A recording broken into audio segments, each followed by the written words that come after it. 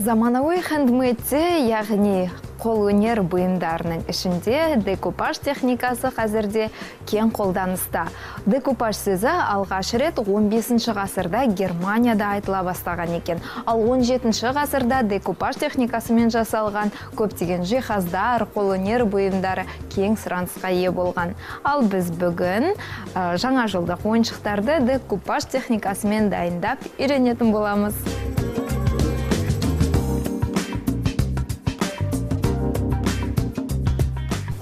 Ал жаңа жылдық ойыншықты мен қазір Гүлжан есімді шеберден үйреніп білетін боламын. Қайырлы таң, Гүлжан. Қайырлы таң. Сегодня мы будем с вами создавать новогоднюю игрушку на елку в технике декупаж. Для этого нам понадобится декупажная карта. Также существуют еще декупажные салфетки дизайнерские, белый акриловый грунт.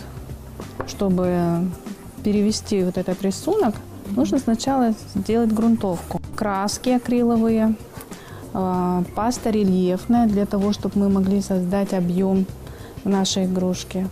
Лак акриловый, матовый. И немного блесток, чтобы создать новогоднее настроение. А это специальная такая губка. Чтобы грунтовать поверхность, нужно вот делать вот такие вот обмакивающие движения. И тогда она будет распределяться более так равномерно.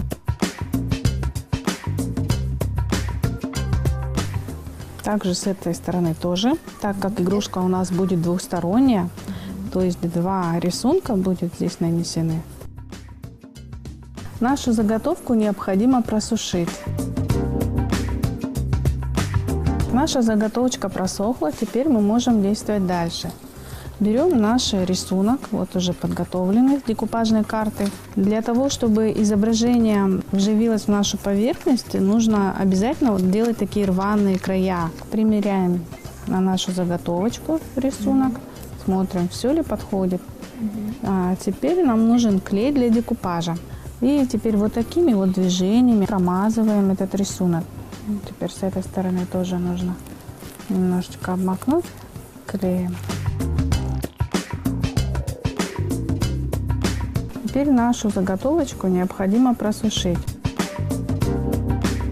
Следующий шаг. Мы нашу заготовочку покрываем лаком. Мы будем придавать нашему шару текстурную поверхность с помощью рельефной пасты.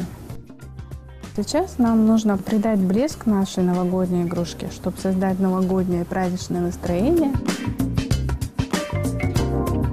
Наша игрушечка готова. Теперь вы можете повесить ее на елку и радоваться наступающему Новому году. Она будет создавать вам предновогоднее настроение.